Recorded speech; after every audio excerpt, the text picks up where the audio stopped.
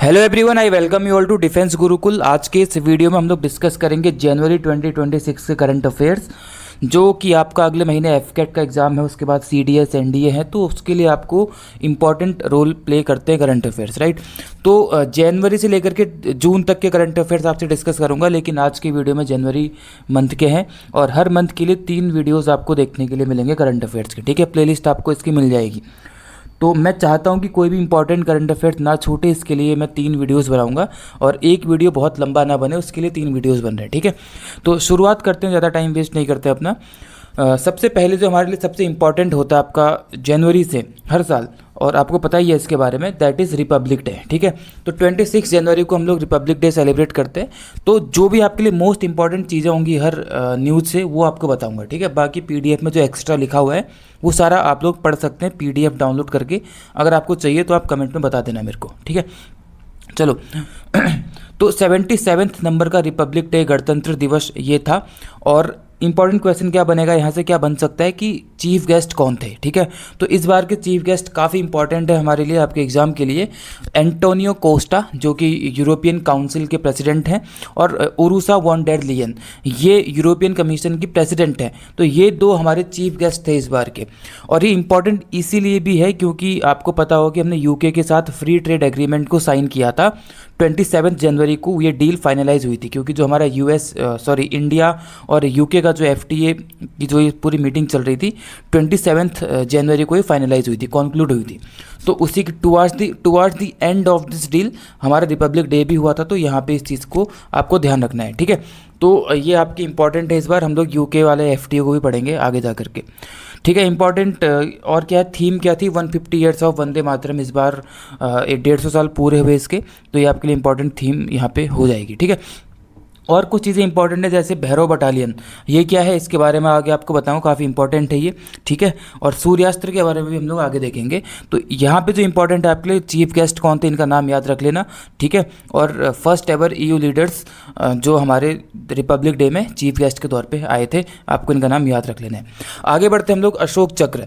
तो अशोक चक्र 2026 का दिया गया और ये काफ़ी इंपॉर्टेंट है, स्टार मार्क कर लीजिए इसको। इंपॉर्टेंट क्यों है ये मैं आपको बताता हूँ। सबसे पहली बात तो ये देखिए, जो अशोक चक्र है ग्रुप कैप्टन शुभांशु शुक्ला को दिया गया, ठीक है। अब अशोक चक्र क्या होता है, हमारे देश में गैलेंट्री अवार्ड दिए जाते हैं, और गैलेंट्री अवार्ड्स 2 टाइप के होते हैं, एक वॉर टाइम वाले और एक पीस टाइम वाले, ठीक है। तो जो अशोक चक्र होता है ये हाईएस्ट गैलेंट्री अवार्ड है पीस टाइम वाला, ये वॉर टाइम का नहीं है। और तो वॉर टाइम का क्या होता है, वॉर टाइम का परमवीर चक्र होता है, ठीक है। तो वॉर टाइम के परमवीर चक्र के इक्विवेलेंट कौन हो जाएगा, पीस टाइम का अशोक चक्र हो जाएगा। इस तरीके से भी क्वेश्चंस आपके एग्जाम में बन सकते हैं। इसको 1952 में इंस्टीट्यूट किया गया था, ठीक है। और ये प्रेसिडेंट ऑफ इंडिया के द्वारा अवार्ड किया जाता है रिपब्लिक डे पर और इंडिपेंडेंस डे पर इसको किया जाता है। नाम मैंने आपको बता दिया, ग्रुप कैप्टन शुभांशु शुक्ला को दिया गया था। अब शुभांशु शुक्ला के बारे में 2-3 चीज़ें आपके लिए काफ़ी इंपॉर्टेंट हो जाती हैं। सबसे पहली बात तो आप ये ध्यान रखना कि जो ग्रुप कैप्टन शुभांशु शुक्ला हैं, ये 2nd इंडियन है जिन्होंने स्पेस में कदम रखा है, ठीक है। विंग कमांडर राकेश शर्मा 1984 में स्पेस में जाने वाले पहले इंडियन थे। सल्यूट 7 उनका मिशन था, तो उसके तहत ये गए थे। तो 2nd इंडियन कौन है, शुभांशु शुक्ला है। लेकिन शुभांशु शुक्ला फर्स्ट इंडियन है जिन्होंने आईएसएस में गए थे एक्सियम 4 मिशन के तहत। अभी हाल ही में 2025 में आईएसएस यानी कि इंटरनेशनल स्पेस स्टेशन, इसमें एक्सियम 4 मिशन के तहत जाने वाले पहले इंडियन है, ठीक है। डिफरेंस यहाँ पे ध्यान रखना अच्छे से, पहले इंडियन है आईएसएस इंटरनेशनल स्पेस स्टेशन में जाने वाले, लेकिन 2nd इंडियन है स्पेस में जाने वाले। ये आपको फैक्ट यहाँ पे याद रखना है, इसमें आपको कंफ्यूजन नहीं होना चाहिए बिल्कुल भी। कौन से मिशन के तहत गए थे आईएसएस में, एक्सियम 4 मिशन के तहत गए थे। क्यों गए थे, बेसिकली अभी हमारा गगनयान मिशन है, जो कि हमारा क्रूड फ्लाइट है स्पेस के लिए, हमारी अपनी इंडिया की है।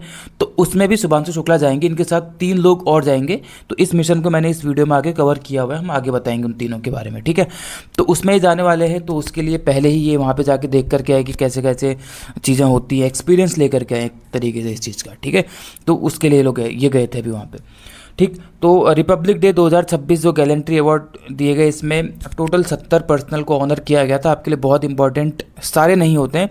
सबसे मेन मुझे ऐसा लगता है पर्सनली कि अगर क्वेश्चन बनेगा तो अशोक चक्र बन सकता है, क्योंकि काफ़ी न्यूज़ में है, ठीक है। 2-3 वजहों से, और वो वजह मैंने आपको बता दी हैं, ठीक है। आगे बढ़ते हम लोग। 78th आर्मी डे, 15 जनवरी को आर्मी डे सेलिब्रेट किया जाता है, तो 78th नंबर का आर्मी डे इस बार सेलिब्रेट किया गया और ये जयपुर जो है वहाँ पे सेलिब्रेट किया गया। अब आपके लिए इम्पॉर्टेंट क्यों है ये? पहली बात तो ये है कि किस कैंटोनमेंट एरिया के आउटसाइड मनाया जाने वाला ये पहला हमारा इस साल का आर्मी डे था, 78th आर्मी डे था, 15 जनवरी 2026 वाला। ठीक है, जयपुर महल रोड में इसको मनाया गया था या सेलिब्रेट किया गया था, एक तरीके से बोल सकते हैं। और 4th टाइम ऐसा हुआ है कि दिल्ली से बाहर सेलिब्रेट इसको किया गया है। इसको साउथ वेस्टर्न कमांड के द्वारा, जिन्होंने पहली बार इसको इस बार होस्ट किया, उनके द्वारा इसको होस्ट किया गया है। इसके reviewing officer general Upendra Dwivedi थे, जो कि अब रिटायर हो चुके हैं। और अब हमारे इंडिया में जो इंडियन आर्मी के नए चीफ आ चुके हैं, उनका नाम आप बताएंगे किसको अपॉइंट किया गया है। हालांकि मैं इसको आगे आने वाली वीडियोज़ में ज़रूर बनाऊंगा, क्योंकि वो बात का करंट अफेयर्स है। ठीक है, तो आप तब तक आप मुझे इसका नाम बताएंगे इनका। अगला क्वेश्चन ये बन सकता है स्टैटिक में कि 15 जनवरी को ही क्यों मनाया जाता है आर्मी डे? क्योंकि यही वो दिन है जिस दिन जनरल KM करियप्पा पहले इंडियन कमांडर इन चीफ बने थे इंडियन आर्मी के। ठीक है, तो 15 जनवरी 1949 को पहले Indian army commander in chief बने थे इंडियन आर्मी के, कौन? General KM Cariappa. इनकी वजह से हमें ये सेलिब्रेट किया जाता है हमारे देश में आर्मी डे।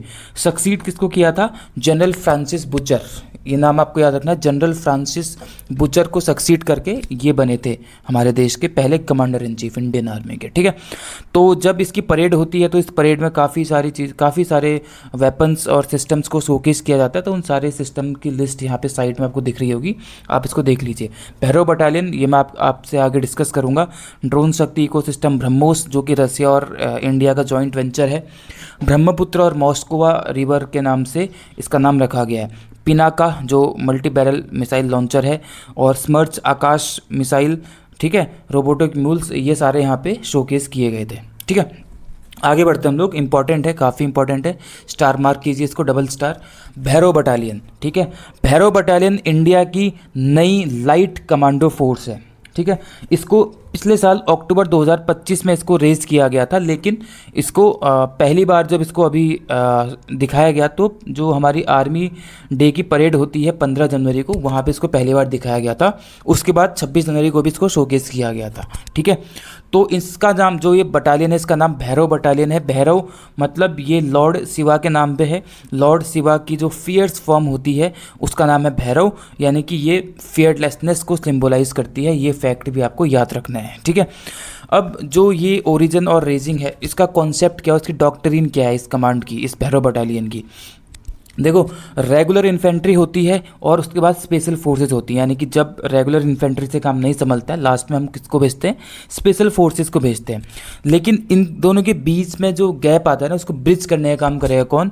ये न्यू लाइट कमांडो फोर्स। नाम में ही कमांडोज हैं, लेकिन लाइट कमांडोज हैं, राइट। ये क्या करेंगे?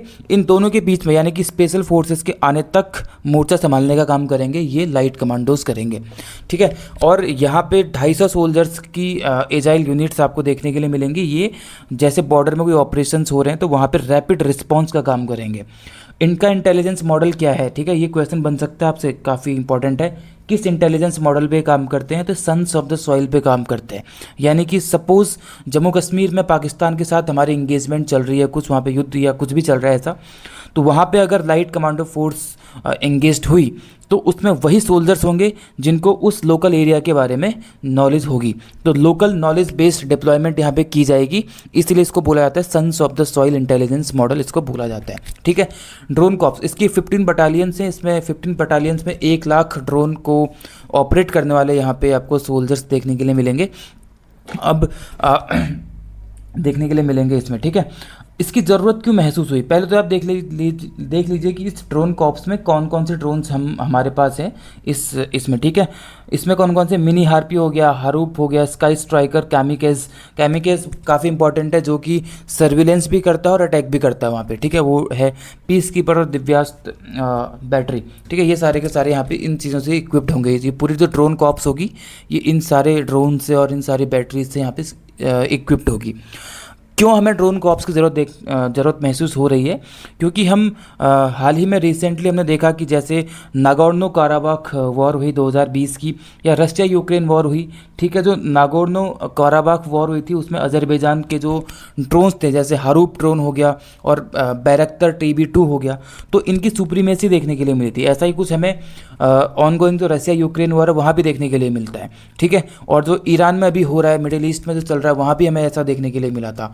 जो ऑपरेशन सिंदूर हुआ था वहाँ पे भी हमने ड्रोन्स की काफ़ी भूमिका बढ़ते हुए देखी। तो ड्रोन्स की भूमिका काफ़ी बढ़ रही है, और अब मैन ड्रिवन से ज़्यादा टेक्नोलॉजिकल ड्रिवन वॉरफेयर सब हमें देखने के लिए मिलती है। तो उन सब चीज़ों को ध्यान में रखते हुए ही ड्रोन कॉप्स को बनाया जाना काफ़ी इंपॉर्टेंट है, और ये सब कुछ यहाँ पे आपके लिए महत्वपूर्ण या इंपॉर्टेंट हो जाते हैं, ठीक है। तो ये सब कुछ आपके लिए इंपॉर्टेंट है, ये वाली स्लाइड काफ़ी इंपॉर्टेंट है, आप इस चीज़ को ज़रूर पढ़ लेंगे अच्छे से, ठीक है।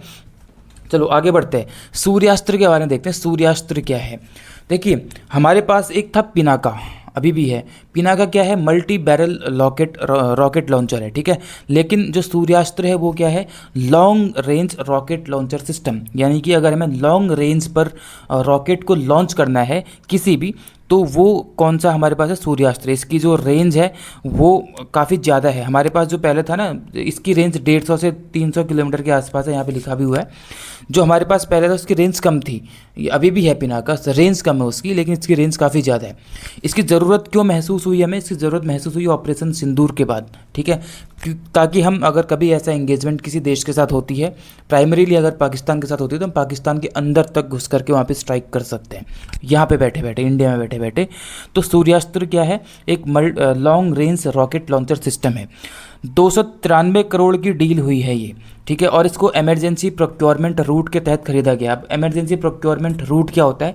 सपोज़ कीजिए कोई ऐसा वेपन सिस्टम है जिसके जितने भी परफॉर्मेंस पैरामीटर्स हैं उनको हम लोग ने किसी लाइव वॉर ऑपरेशन से पहले से देखा हुआ है, उसको अगेन डेमोन्स्ट्रेट करने की ज़रूरत नहीं है, हमने ऑलरेडी उससे हम अवगत हैं कि इसकी क्या क्या कैपेबिलिटीज़ हैं, तो उसको तुरंत प्रभाव से उसको खरीद लेना, ठीक है। इसको बोलते हैं इमरजेंसी प्रोक्योरमेंट रूट, ठीक है। फास्ट ट्रैक एक्विजिशन मैकेनिज्म ये होता है।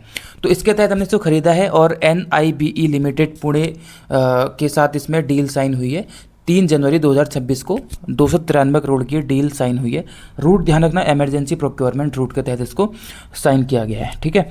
तो इसके टेक्नोलॉजी बेस अगर आप देखोगे तो ये एल्बिट सिस्टम पे बेस्ड है। एल्बिट सिस्टम इजराइल का सिस्टम है जो कि पल्स पे काम करता है। पल्स मतलब precise and universal launching system, यानी कि इससे आप कोई भी मिसाइल को लॉन्च कर सकते हो, यूनिवर्सल लॉन्चिंग है, और प्रिसाइजली कर सकते हो। आपने जहाँ पे आपने टारगेट लॉक किया बस अभी वहीं जाएगा, ठीक है। तो इस सिस्टम पे काम करता है, ठीक है। तो इसकी कैपेबिलिटी प्रोफाइल देख लीजिए। मल्टी कैलिबर लॉन्चर, ये प्लेटफॉर्म एक तरीके से लॉन्च करने का प्लेटफॉर्म है, वो ऑब्वियसली लॉन्चर है। स्ट्राइक रेंज इसकी 150 से लेकर के 300 किलोमीटर तक डीप स्ट्राइक फायर पावर ये कर सकती है, ठीक है। तो लॉन्ग रेंज आर्टिलरी सपोर्ट के लिए इसको डिज़ाइन किया गया, प्रिसीजन के लिए इसको किया गया है, ठीक। और इसके 2 लॉन्चर्स ऑलरेडी हम रिसीव कर चुके हैं, ठीक है। ये यहाँ पर है, और ये मैंने आपको बता दिया ऑपरेशनल कॉन्टेक्स्ट इसका क्या है, क्यों हमको इसकी ज़रूरत महसूस हुई है, हमने डिस्कस कर लिया है, ठीक है। अगला है K4SLBM, काफ़ी इंपॉर्टेंट है K4SLBM। अब K4SLBM क्या है? ये एक सबमरीन लॉन्च्ड बैलिस्टिक मिसाइल है, ठीक है। SLBM मतलब submarine launched ballistic missile. K4 मतलब क्या है? कलाम 4, ठीक है। तो कलाम 4 SLBM को अभी रिसेंटली, यानी कि जनवरी के महीने की बात कर रहे हैं, वैसे तो दिसंबर में कर दिया गया था इसको ऑलरेडी, लेकिन जनवरी में इसको रिपोर्ट किया गया, बताया गया कि हम इसको टेस्ट कर चुके हैं।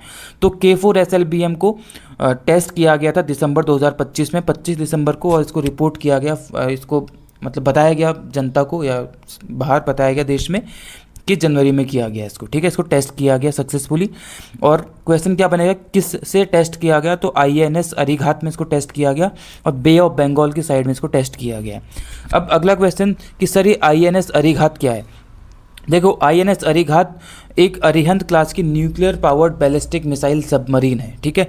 यानी कि nuclear powered ballistic missile submarine है, और K4SLBM को टेस्ट किया गया। इसका मतलब क्या है कि जो K4SLBM है ये न्यूक्लियर वॉरहेड को ले जाने में कैपेबल है। तो हम इससे इंडिया की न्यूक्लियर डेटरेंस को भी हम लोग यहाँ पे कहीं ना कहीं शोकेस कर रहे हैं कि हम इसमें भी कैपेबल हैं अब। और किस साइड में? बे ऑफ बंगाल की साइड में, ठीक है। तो वहाँ पे अपनी न्यूक्लियर कैपेबिलिटी को दर्शाने के लिए कि हम लोग अब ये भी कर सकते हैं, तो उस चीज़ के लिए ये काफ़ी इंपॉर्टेंट आपके लिए हो जाता है, ठीक है। ये आपको ध्यान रखना है। इसकी रेंज 3500 किलोमीटर के आसपास है लगभग इस K4SLBM की। कलाम 4 मैंने आपको पहले बताया, इसका नाम कलाम 4 है।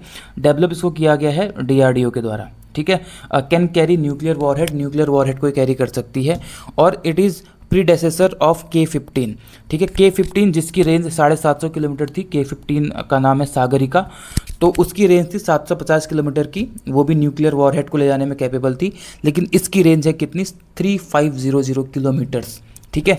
तो इस रेंज की है लगभग, ठीक है। तो इसका स्ट्रेटेजिक सिग्निफिकेंस क्या है, देखो बे ऑफ बंगाल में जो हमारे एक्टिव, ठीक है, establishes Bay of Bengal as an active nuclear deterrence space, shifts India's nuclear strike capability focus from western to eastern theatre. यानी कि अब हम वेस्टर्न से हमारे पास केवल वेस्टर्न में ही कैपेबिलिटी नहीं है न्यूक्लियर स्ट्राइक की, अब हम ईस्टर्न थिएटर में भी कर सकते हैं। तो ये यहाँ पे इसका एक स्ट्रेटेजिक सिग्निफिकेंस है। बे ऑफ बंगाल में हमारी एक्टिव न्यूक्लियर डिटरेंस स्पेस को इंश्योर करने के लिए यहाँ पे इसको किया गया है, ठीक है।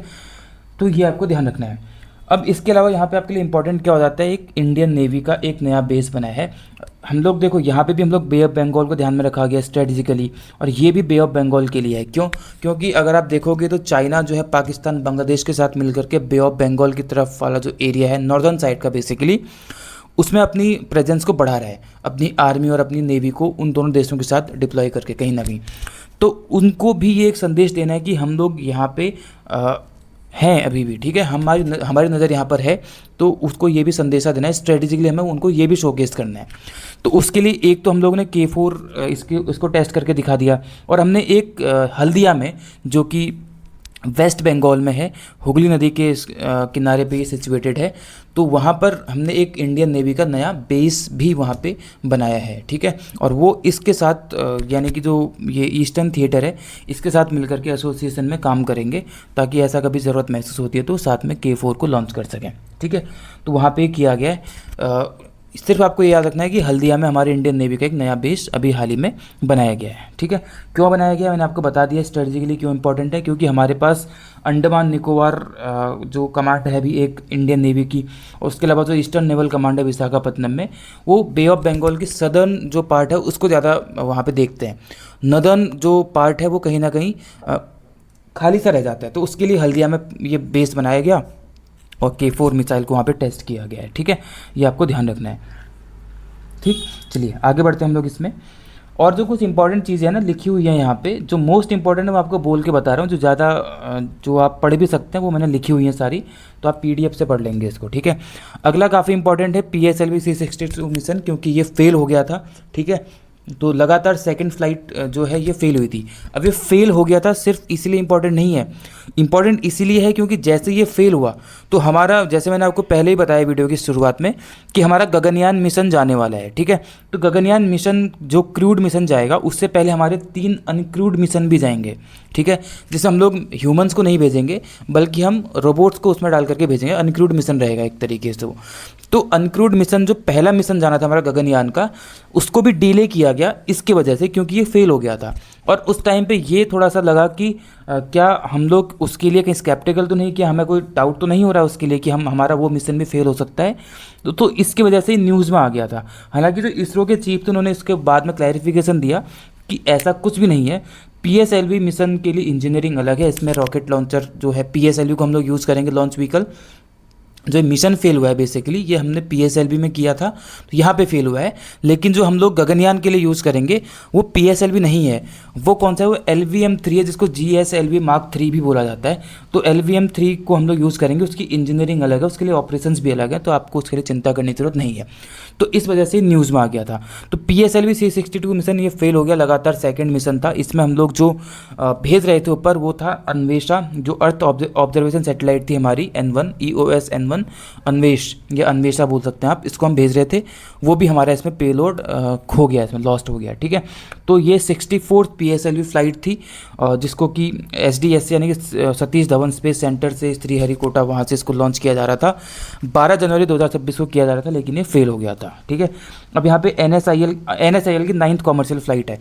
NSIL क्या है, डिपार्टमेंट ऑफ स्पेस जो है हमारा जो स्पेस के संबंधित सारी एक्टिविटीज़ को देखता है। डिपार्टमेंट ऑफ स्पेस की 3 ब्रांच होती हैं, 3 विंग्स हैं एक तरीके से।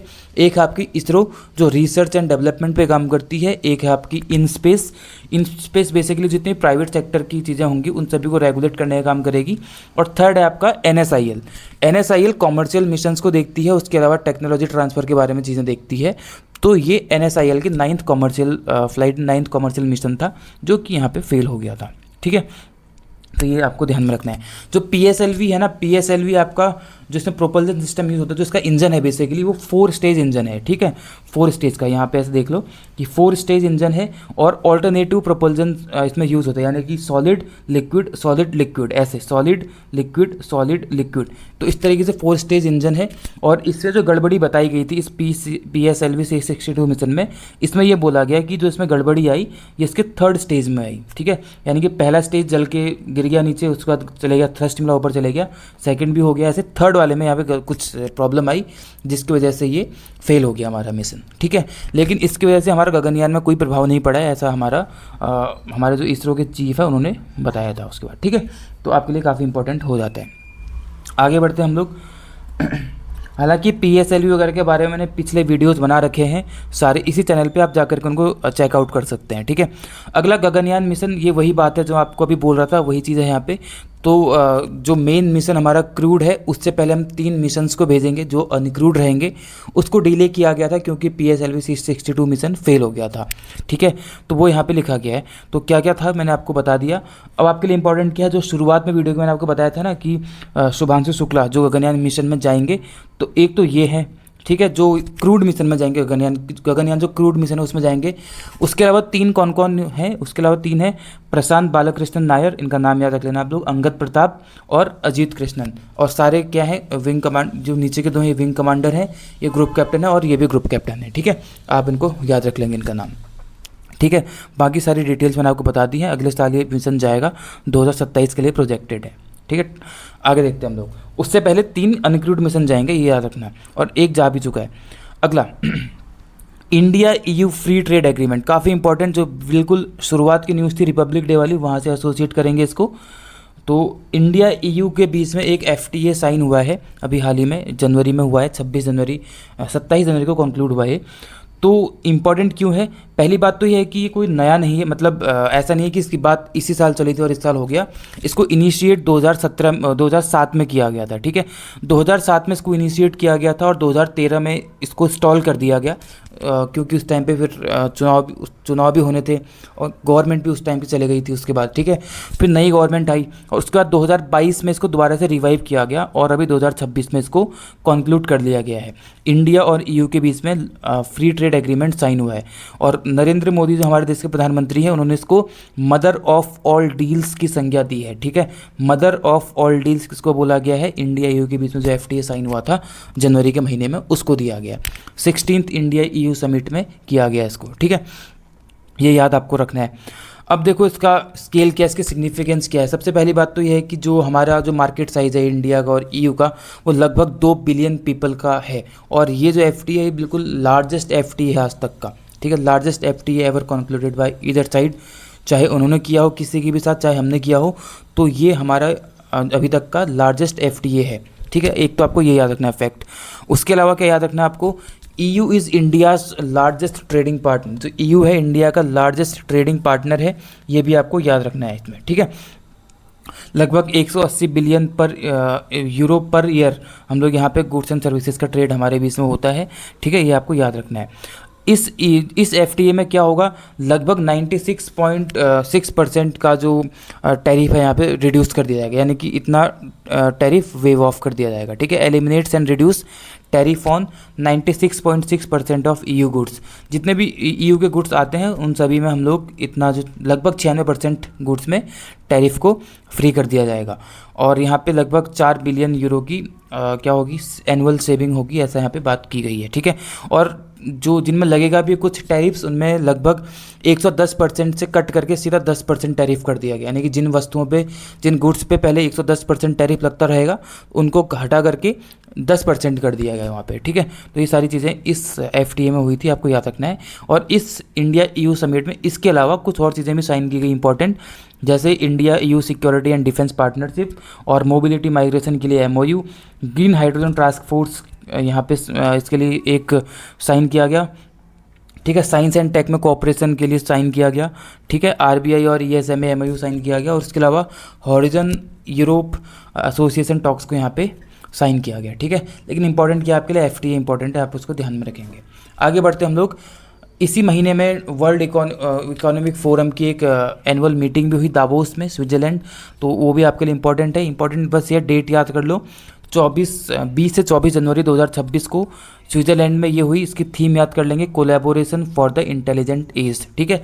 Collaboration for the intelligent age, ये इसकी थीम थी इस बार की, ठीक है। इंडिया का जो लार्जेस्ट एवर डेलीगेशन था वो गया था इस बार इसमें, ठीक है, वो आपको याद रख लेना है।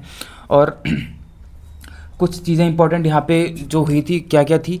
IMF ने फोरकास्ट किया था कि इंडिया की जो ग्रोथ होगी 7% से ज़्यादा होगी नेक्स्ट फिस्कल में, अगले फिस्कल ईयर में, अगले फिस्कल में।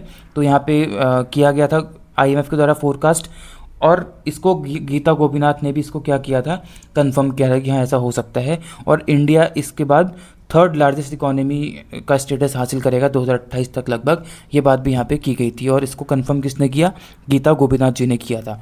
कमेंट में बताओ गीता गोपीनाथ कौन है, काफ़ी इंपॉर्टेंट है, ठीक है। चलो, और कौन कौन से सेक्टर्स यहाँ पे फोकस में थे इसमें, AI डेमोक्रेटाइजेशन, यानी कि AI के लोकतांत्रिकरण को लेकर के यहाँ पे बात की गई, ये फोकस में था। सेमीकंडक्टर्स फोकस में थे।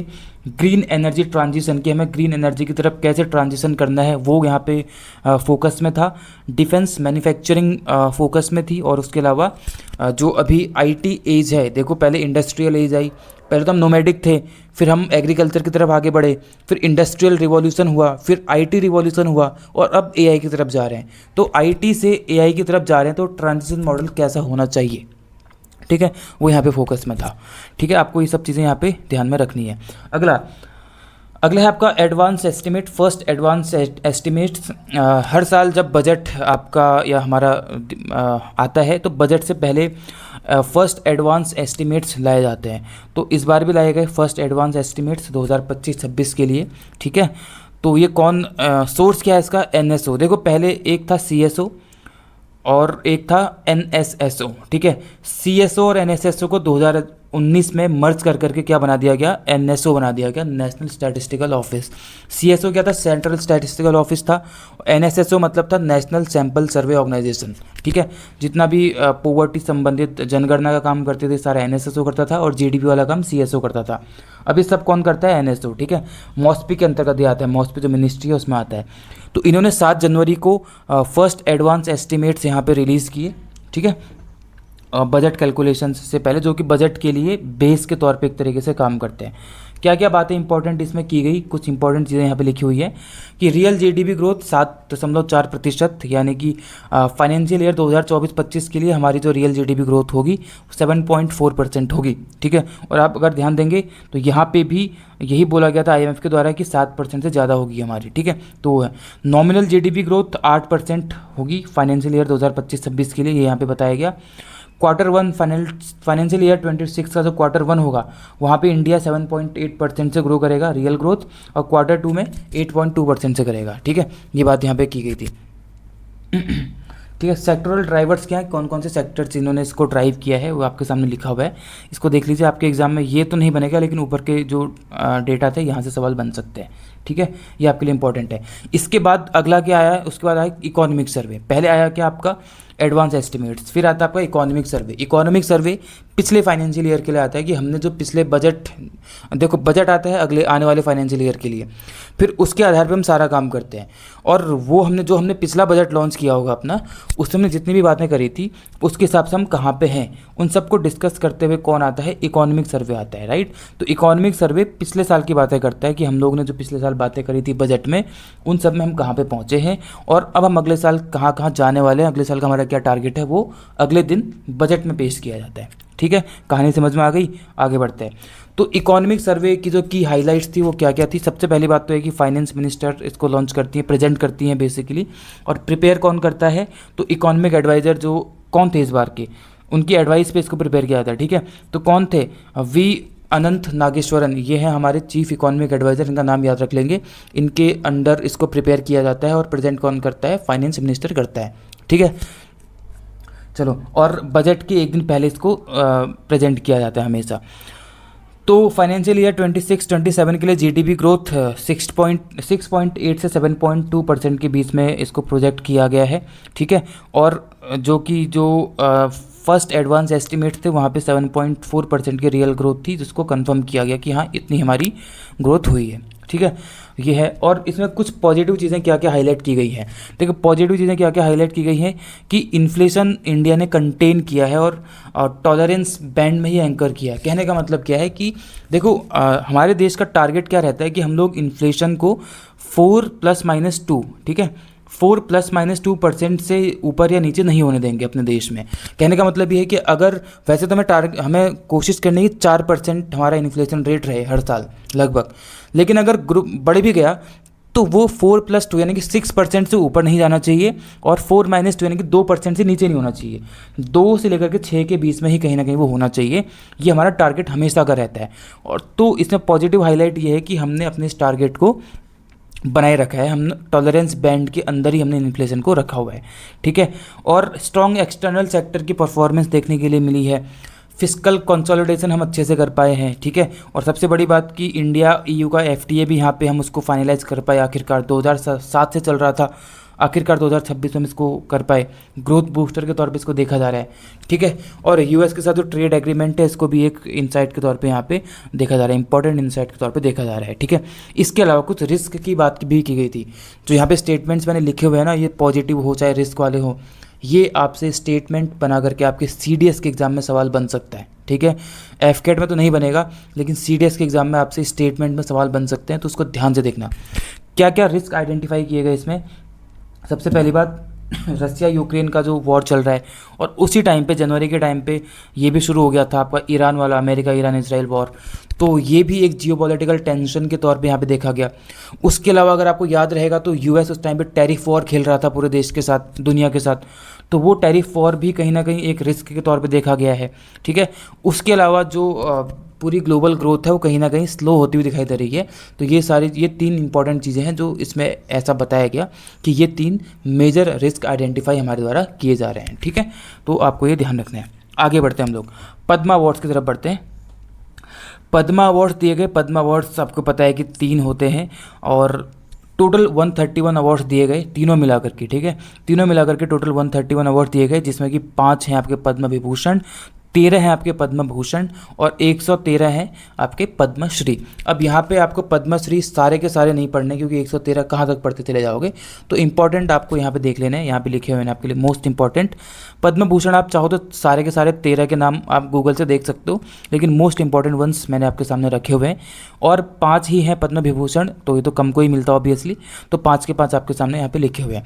तो 131 में से 16 जो है ऐसे जो पद्मा अवार्ड्स हैं, 16 पोस्ट ह्यूमसली मिले, जिनमें से धर्मेंद्र जी को भी दिया गया पोस्ट ह्यूमसली, और जो वीएस अच्युतानंदन है उनको भी दिया गया, और 13 वुमेन को यहाँ पे ऑनर किया गया। तो आप देखो, हम लोग बार बार वुमेन एम्पावरमेंट की बात करते हैं, तो 131 में से 19 वुमेन को दिया गया है सिर्फ, बाकी सारे मैन हैं।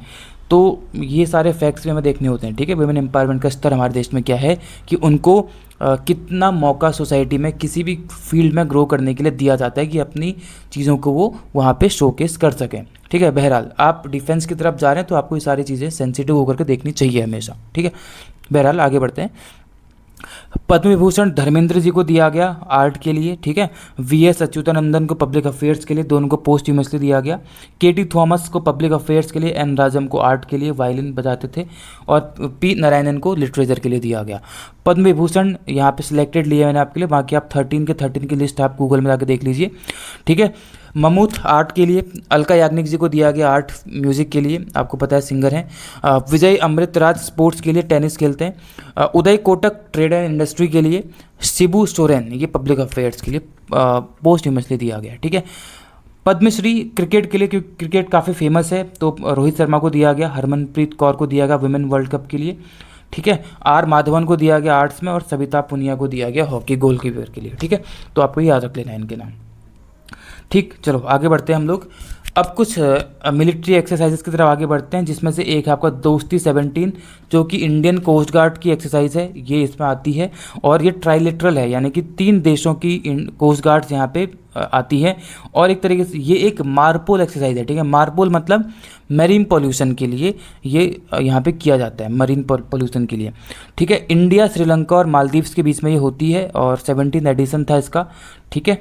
Biennial trilateral coast guard exercise है, और मालदीव्स में इस बार हुई जनवरी 2026 में, जिसको जो डायरेक्टर जनरल है हमारे आईसीसी के, ये ध्यान रखना, आर्मी, नेवी, एयरफोर्स इसमें चीफ होते हैं, लेकिन इंडियन कोस्ट गार्ड में डायरेक्टर जनरल होते हैं, ठीक है। ये इसकी हाईएस्ट रैंक होती है। तो परमेश शिवामानी इन्होंने इसको लीड किया था, ठीक है।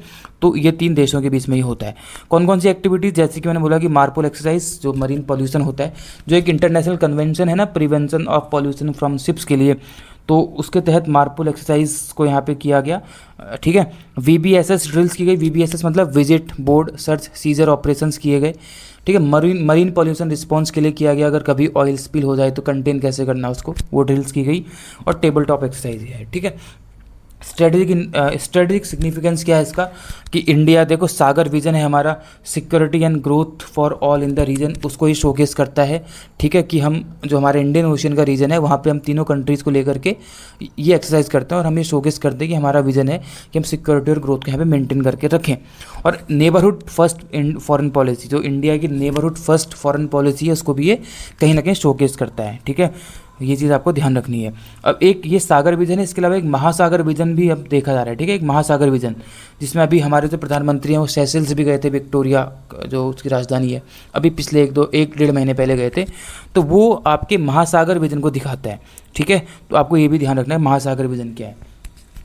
चलो अगली है आपकी तोपची एक्सरसाइज, तोपची जो कि इंडियन आर्मी की एक फायर पावर ड्रिल है, अगर कहीं आग लग जाए तो कैसे बुझाना है, सर्विलेंस कैसे करना है, इसके लिए तोपची है, ध्यान रखना, ठीक है। इंडिया की आर्मी फायर पावर ड्रिल है, ठीक। तो महाराष्ट्र में इसको अभी किया गया था इस एक्सरसाइज को, ये आपको याद रखना है 2026 में, बहुत इंपॉर्टेंट नहीं है फिर भी एक आप याद रख सकते हैं।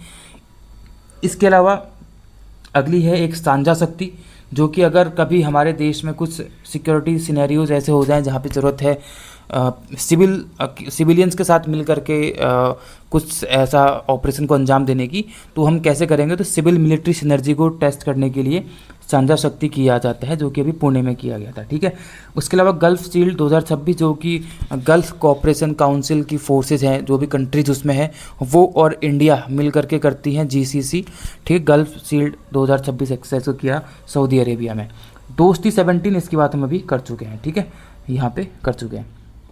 चलो आगे बढ़ते हैं। HAL ध्रुव NG, देखो अभी आपको याद होगा कि जो हमारा ध्रुव हेलीकॉप्टर है वो एक पोरबंदर में भी कुछ टाइम पहले क्रैश हो गया था, उसके बाद जो ध्रुव फ्लीट है उसको अंडरग्राउंड कर दिया गया। उसके बाद एक कमेटी बनाई गई जिसने उसमें कुछ इम्प्रूवमेंट्स को या रिफॉर्म्स को रिकमेंड किया, ठीक है। उस कमेटी की रिकमेंडेशन को ध्यान में रखते हुए नेक्स्ट जनरेशन जो हेलीकॉप्टर लाया जा रहा है ध्रुव का ही अगला वर्जन, उसको बोला गया ध्रुव NG, next generation indigenous helicopter, ठीक है। HAL यानी कि जो हिंदुस्तान एरोनॉटिक्स लिमिटेड है उसके द्वारा, ठीक है।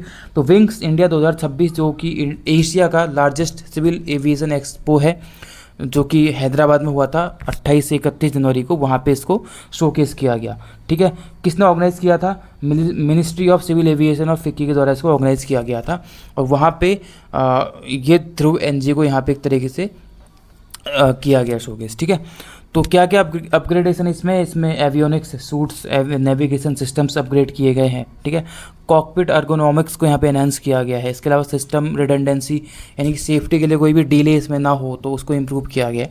तो ये सारी चीज़ें यहाँ पे की गई हैं। सिर्फ आपको ये ध्यान रखना है कि ध्रुव नेक्स्ट जनरेशन है जो कि हिंदुस्तान एरोनॉटिक्स लिमिटेड का है, ठीक है।